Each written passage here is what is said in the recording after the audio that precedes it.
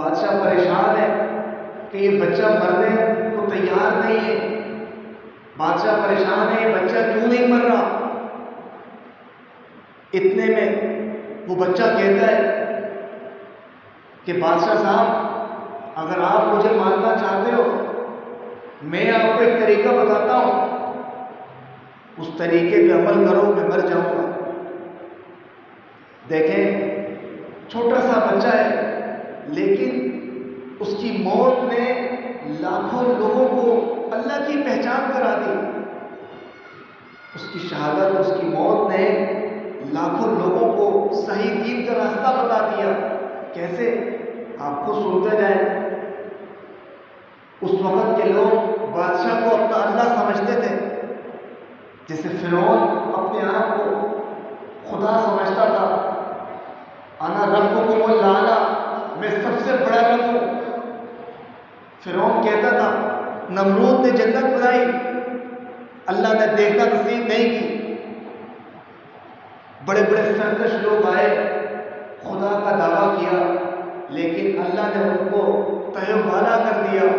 زمینوں کو اٹھا کر آسمان پر لے کر وہاں سے زمین پہ دوبارہ مارا اور ان کی بستیاں عبرت کا نشان بن گئے. تو وہ بادشاہ اس بچے کو پوچھتا ہے کہ میں تمہیں کیسے ماروں.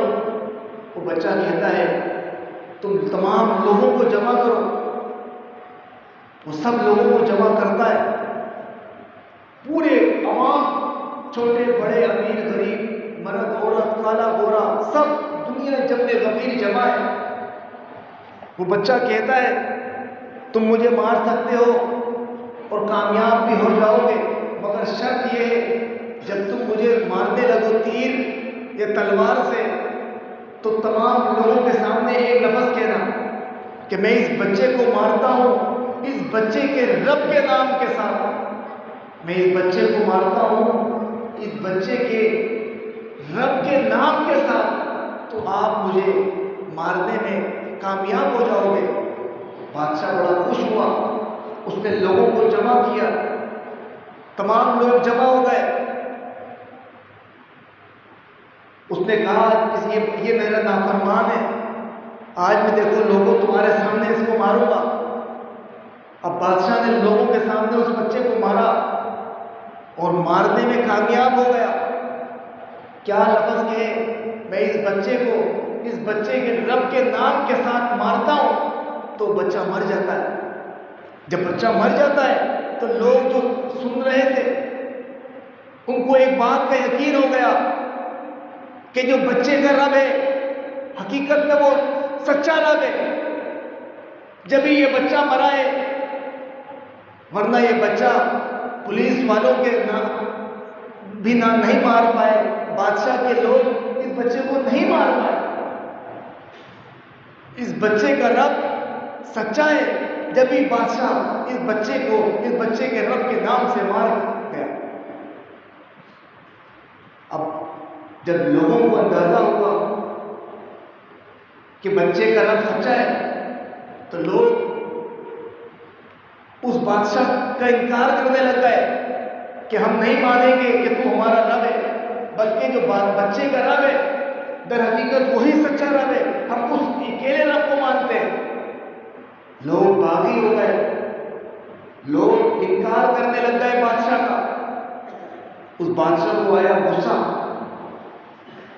صحیح ترین حدیث ہے, اللہ کے نبی محمد رسول اللہ نے فرمایا اس بادشاہ نے زمین کے اندر گڑھے کھدوائے, جیسے کنواں کھدتا ہے گھیرے گھیرے گڑھے کھدوا کر اس میں آگ جلائی, لکڑیوں کو کاٹا گیا, آگوں کو بھڑکا دیا گیا, اور بادشاہ کی پولیس ہر اس بندے کو جو بادشاہ کو رب ہونے کا انکاری تھا اس کو پکڑ کر اس آگ جلتی ہوئی آگ میں ڈالتا تھا. ہزاروں لاکھوں لوگوں کو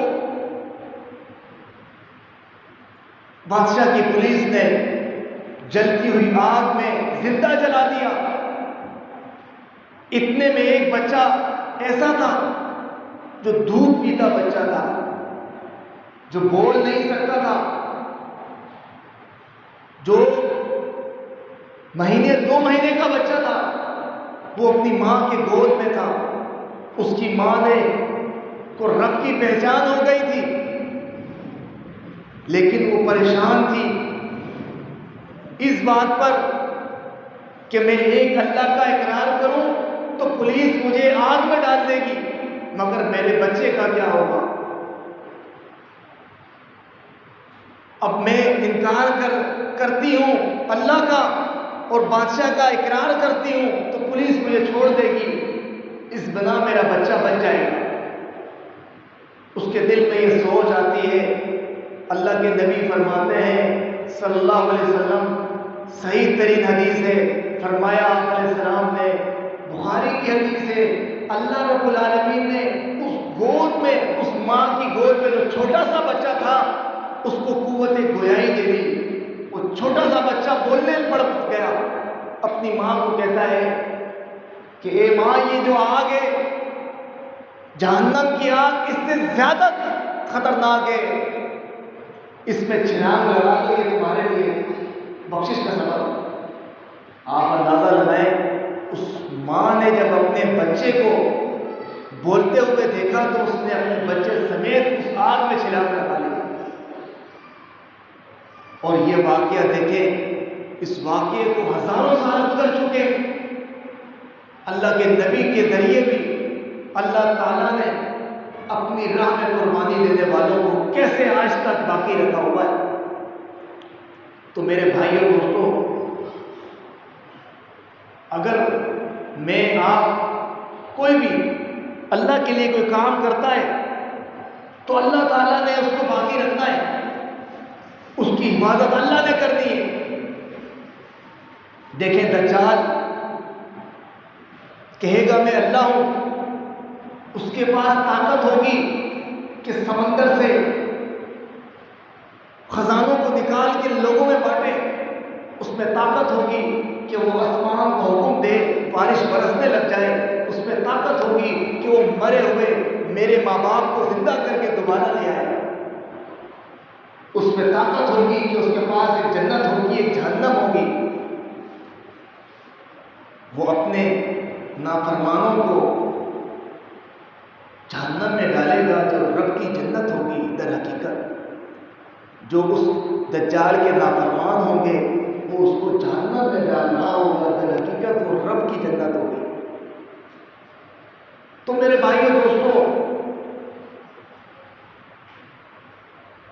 اللہ نے یہ پورا واقعہ، یہ جو بادشاہ کی کہانی ہے، اس کی تفسیر پڑھنا چاہتے ہیں تو سورہ بروج کی تفسیر پڑھیں. 30ویں پارے میں سورہ بروج، اس کی تفسیر بخاری کی احادیث سے کھول کے دیکھیں کہ اللہ فرماتے ہیں قتل اصحاب الاخدود، ان کھائیوں والوں کو قتل کیا گیا. وہ کھائی والے کون تھے؟ یہ وہی کھائی والے تھے. یہ وہی بادشاہ کی کہانی ہے کہ جس نے آگ جلا کر اپنی رعایا، اپنی عوام کو اس آگ میں ڈال دیا، صرف اس غلطی کی بنا پر کہ انہوں نے اس بادشاہ کے رب ہونے کا انکار کر دیا، ایک اللہ کی وحدانیت کا اقرار کیا. تو میرے بھائیوں دوستوں،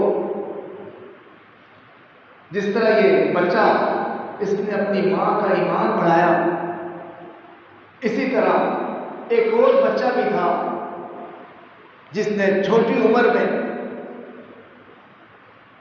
بولا. وہ 3 بچوں میں سے دوسرا بچہ کون ہے؟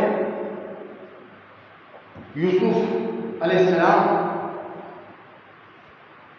اللہ کے برگزیدہ نبیوں میں سے نبی. اور نبی کریم نے فرمایا ہر نبی کو نبوت 40 سال کی عمر میں ملتی ہے، سوائے 2 نبیوں کے کہ ان کو نبوت اللہ تعالیٰ نے بچپن میں عطا کری، اور وہ ایک یوسف علیہ بن یعقوب تھے علیہ السلام، اور دوسرے عیسیٰ بن مریم تھے کہ ان دونوں کو اللہ نے بچپن میں وحی نازل فرمائی. جب یوسف کنویں میں تھے تو اللہ نے اپنے فرشتے کے ذریعے ان کو وحی اتاری. ان کے دل کو اطمینان اور سکون دیا. تو یوسف بن یعقوب پیدا ہوئے جس گھر میں 11 بہن بھائی تھے. سب سے چھوٹے تھے، باپ کے لاڈلے تھے. 13ویں پارے میں اللہ فرماتے ہیں کہ یوسف نے کہا اپنے بابا کو، انی رأیت فی المنام 11 کوكبا والشمس والقمر رأیتهم لی ساجدین. میں نے 11 ستاروں کو اور چاند سورج کو دیکھا ہے کہ وہ سجدہ کر رہے ہیں. یعقوب کہتے ہیں لا تقصص رؤیاک علی اخوتک فیکیدوا لک کیدا. اپنے بھائیوں کو یہ خواب نہ بتانا، وہ چالیں چلیں گے، وہ تدبیریں چلیں گے، وہ نقصان پہنچانا چاہیں گے تمہیں، وہ تم سے حسد کرنے لگ جائیں گے، وہ تم سے جلنے لگ جائیں گے. لا تقصص رؤیاک علی اخوتک، اپنے بھائیوں کو نہیں بتانا. باپ کے پیار سے بھائی حسد کرنے لگ گئے، کنویں میں ڈالا گیا. رات کو آتے ہیں روتے ہوئے، وجاء اباہم عشاء یبکون. شام کے وقت آئے، باپ کے پاس رو رہے، انا ذهبنا نستبق وترکنا یوسف عند متاعنا فاکلہ الذئب. ہم دوڑے لگا رہے تھے، ریس ہم کھیل رہے تھے، یوسف کو ہم نے اپنے سامان کے پاس چھوڑا، اس کو بھیڑیے نے کھا لیا. اپنے باپ کو کہہ رہے ہیں کہ ہمارے بھائی کو بھیڑیے نے کھایا ہے، صرف اس لیے کہ ہمارے باپ کا پیار بڑھ جائے، ہمارا باپ ہمیں بھی پیار کرنے لگ جائے. ہمارا باپ صرف ایک یوسف اور بنیامین سے کیوں پیار کرتا ہے؟ اس حسد نے ان کو مجبور کر دیا کہ وہ قتل کر دیں اپنے بھائی کو. اور انہوں نے کوشش بھی پوری کی قتل کرنے کی. لیکن میرے بھائیو دوستو، فَإِذَا جَاءَ أَجَلُهُمْ لَا يَسْتَأْخِرُونَ سَاعَةً وَلَا يَسْتَقْدِمُونَ. جس کی موت کا وقت آتا ہے، نہ لمحے پہلے آتی ہے نہ لمحے بعد آتی ہے. دیکھیں محمد ابن عبداللہ امام الانبیاء سید الرسول صلی اللہ علیہ وسلم، آپ علیہ السلام کے قتل کی سازش کی گئی. مکہ والوں نے، نبی کے خاندان والوں نے، نبی کے رشتہ داروں نے، اور ایک نہیں 11 قبیلے کے سردار جو لوگ ہیں، سردار، ان کی آنے والی نسلوں نے مل کر اکٹھے ہو کر اللہ کے رسول صلی اللہ علیہ وسلم کو قتل کرنے کا پورا منصوبہ بنایا. لیکن اللہ نے باقی رکھا. وما رمیت اذ رمیت ولکن اللہ رمی. اللہ فرماتے ہیں محمد رسول اللہ آپ نے نہیں ماری کنکریاں، یہ اللہ فرماتا ہے ہم نے اٹھا کے ماری، لوگ اندھے ہو گئے. پوری رات بیٹھے ہوئے ہیں، اس انتظار میں چوکیداری کر رہے ہیں کہ یہ گھر سے نہ نکلے تاکہ رات کے اندھیرے میں ہم مار دیں، تاکہ یہ نیا دین جو لایا ہے یہ ختم ہو جائے، ہمارے باپ دادے کا جو دین ہے وہ چلتا رہے، وہ باقی رہے. تو میرے بھائی اور دوستو، جسے اللہ باقی رکھتا ہے اسے کوئی روک نہیں سکتا اور نقصان نہیں دے سکتا. جسے اللہ نقصان دینا چاہے اس کو کوئی باقی نہیں رکھ سکتا. تو یوسف بن یعقوب کنویں سے نکلتے ہیں، محل میں چلے جاتے ہیں. پھر محل میں جب جاتے ہیں تو اس محل کے مالک جس نے خریدا تھا یوسف کو، اس کی بیوی غلط نظروں سے یوسف پر ڈالتی ہے. یوسف علیہ السلام وہاں سے اللہ کی رحمت ہوتی ہے کہ بچ کے نکل جاتے ہیں، اور پھر جیل میں رہتے ہیں کئی ٹائم. کئی عرصے جیل میں گزارنے کے بعد بادشاہ نے خواب دیکھی، اس خواب کی تعبیر بتائی. اسی اثنا میں اللہ کی رحمت آئی کہ اس وجہ سے وہ جیل سے نکلے اور پھر اسی بادشاہ کے خازن بن گئے. پھر اللہ نے عزتیں دی، وہیں زندگی گزری مصر میں.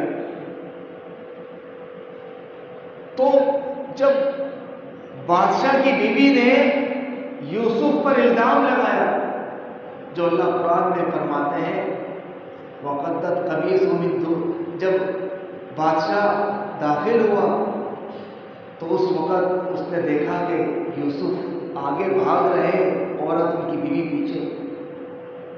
قرآن کی آیت ہے، وہ کہتی ہے ما جزاء من اراد باہلک سوء، جو آپ کی بیوی کے ساتھ برا سوچے اس کا کیا بدلہ ہونا چاہیے.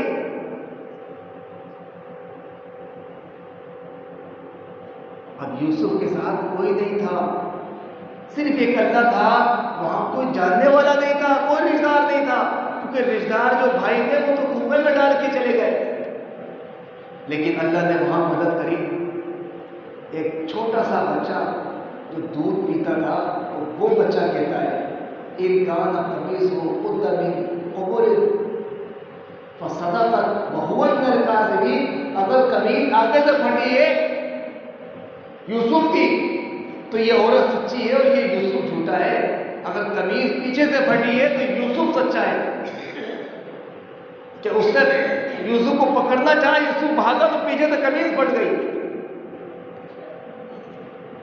جب دیکھا تو قمیص پیچھے سے پھٹی ہے. قرآن کی آیت ہے، اللہ فرماتے ہیں اس شوہر نے کہا یوسف عارض ھذا، یوسف آپ اس سے اعراض کر لو. اس کو اپنی بیوی کو کہتا ہے واستغفری لذنبک انک کنت من الخاطئین، تو اپنے گناہ پر بخشش مانگ، غلطی تجھ سے ہوئی. تو اللہ نے مدد کری چھوٹے سے بچے کے ذریعے یوسف کی، کہ یوسف نے اللہ کے لیے اس گناہ سے پیچھے ہٹا. تو میرے بھائیو دوستو، بس آخری بات کر کے مکمل کرتا ہوں. تو ایک بچہ وہ تھا جو سورہ بروج میں اللہ فرماتے ہیں جس نے اپنی ماں کو جنت میں لے جانے کا سبب بن گیا چھوٹی عمر میں گواہی دے کر. اور ایک بچہ وہ تھا جس نے یوسف کو بچایا. اور ایک اور بھی بچہ تھا جس نے چھوٹی عمر میں بات کری، وہ کون تھا؟ اس کا نام عیسیٰ بن مریم تھا علیہ السلام. کہ مریم عمران کی بیٹی تھی.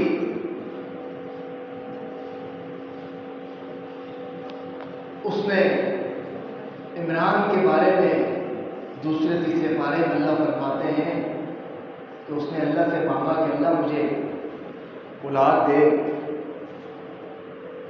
میں تیرے دین کے لیے وقف کروں گا. اللہ نے اولاد دی، بیٹا نہیں بیٹی دی. وہ کہتے ہیں اللہ تو نے بیٹی دی ہے، ولیس الذکر کالانثیٰ، مرد جیسا نہیں ہوتی بیٹی.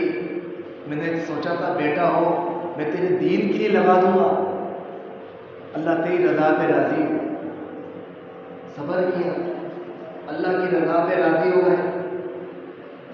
مانگا تھا کہ بیٹا ہو دین کا وارث بن جائے، نبی بن جائے، بیٹی ہوئی، صبر کیا.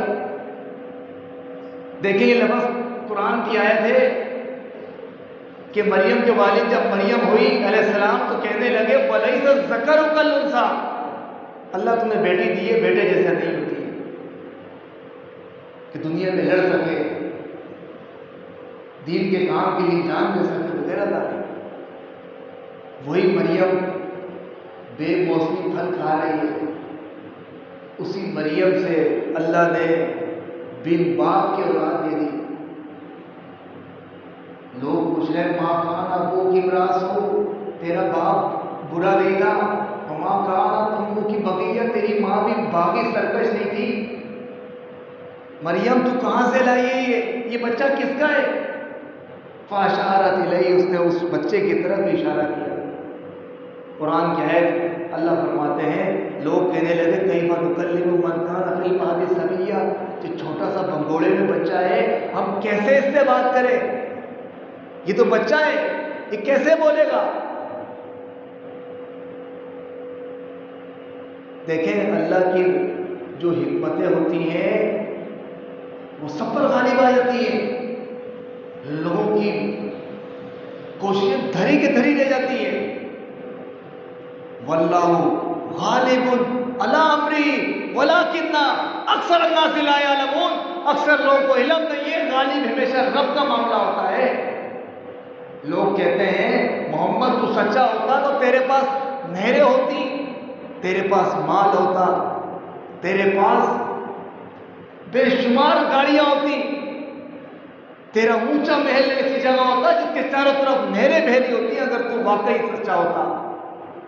اللہ فرماتے ہیں یہ چیزیں سچا ہونے کی علامت ہے، غالب اللہ کا امر رہے گا کہ دیکھیں ایک محمد رسول اللہ کے تھے، ان کے دین کو مٹانے کے لیے لوگوں نے اس وقت سے لے کے آج تک کیا کوشش نہ کی، آج بھی ہو رہی ہے، نئے نئے نبی بنا کے پیش کیے جا رہے ہیں،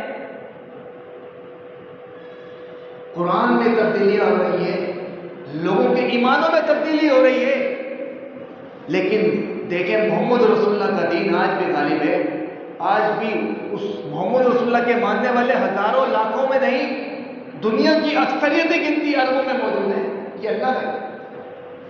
تو میرے بھائیوں آخری بات بس یہی ہے، مجھے اور آپ کو رب نے جو ذمہ داری دی ہے، مجھے آپ کو وہ اس کی کوشش کرنی چاہیے۔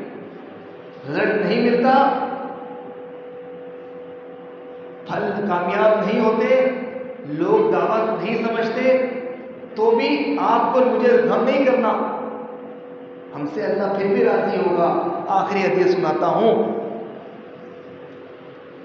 اللہ کے نبی فرماتے ہیں ایسے ایسے لوگ قیامت والے دن نبی آئیں گے، ایسے ایسے نبی جن کے ساتھ سب سے زیادہ فرمایا سب سے زیادہ جو لوگ ہوں گے ماننے والے وہ محمد رسول اللہ کے ہوں گے صلی اللہ علیہ وسلم، اور کچھ لوگ ایسے بھی آئیں گے نبی کہ جن کے ساتھ ماننے والے لوگ چند ہوں گے، اور کچھ لوگ ایسے آئیں گے نبی جن کے ساتھ ایک ماننے والا ہوگا، اور کچھ نبی ایسے ہوں گے جن کے ساتھ ماننے والا کوئی نہیں ہوگا، کچھ نبی ایسے ہوں گے جن کے ساتھ کوئی ماننے والا نہیں ہوگا، کسی ایک نے بھی ان کی دعوت نہیں مانی ہوگی، تو کیا ان نبیوں کی محنتیں اللہ نے قبول نہیں کرنی؟ کرنی ہے۔ میرا آپ کا کام بھی اسی طرح یہ ہے، کوشش کرنا، دعوت دینا۔ محمد رسول اللہ نے کہا ہے فَلْيُبَلِّغِ الشَّاهِدَ الْغَائِبَ، تم میں جو موجود ہے اس کو چاہیے یہ پیغام تم سن رہے ہو تم اس کو پہنچا دو، جو یہاں موجود نہیں ہے، یہ تمہارا اور میرا کام ہے۔ تو اللہ سے دعا ہے جو میں نے کہا اللہ مجھے آپ کو اس پہ عمل کرنے کی توفیق عطا فرمائے۔ سبحان ربک رب العزت عما یصفون وسلام علی المرسلین والحمد للہ۔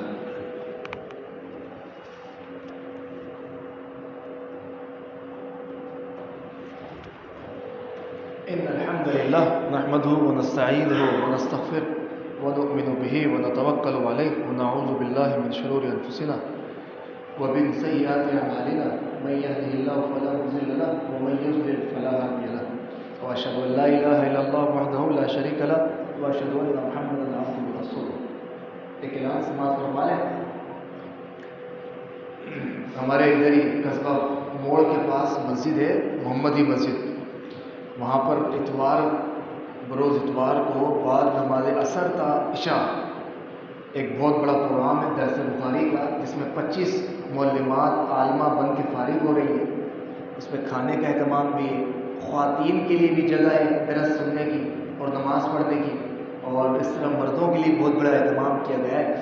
تو آپ تمام احباب سے گزارش ہے، دینی جگہوں پر محفلوں میں شرکت کرنے سے بھی اللہ تعالیٰ راضی ہوتے ہیں اور اللہ گناہوں کو بخش دیتے ہیں، تو دینی محفلوں میں جانا باعث شرف کی بات ہے، تو اس پروگرام میں شرکت فرمائیں۔ اللہم صلی علی محمد وعلی آل محمد کما صلیت علی ابراہیم وعلی آل ابراہیم انک حمید مجید، اللہم بارک علی محمد وعلی آل محمد کما بارکت علی ابراہیم وعلی آل ابراہیم انک حمید مجید۔ ربنا ظلمنا انفسنا وإن لم تغفر لنا وترحمنا لنكونن من الخاسرين، ربنا فاغفر لنا ذنوبنا وكفر عنا سيئاتنا وتوفنا مع الأبرار۔ اللہ جو بیمار ہیں ان کو صحت تندرستی عطا فرما، جو پریشان حال ہے اللہ ان کی پریشانیوں کو اپنی رحمت سے دور فرما، اللہ ہمارے گناہوں کو معاف فرما، اللہ ہمارے والدین کے گناہوں کو معاف فرما، اللہ توحید والوں کو کے گناہوں کو معاف فرما۔ سبحان ربک رب العزت عما یصفون والسلام علی المرسلین والحمد للہ۔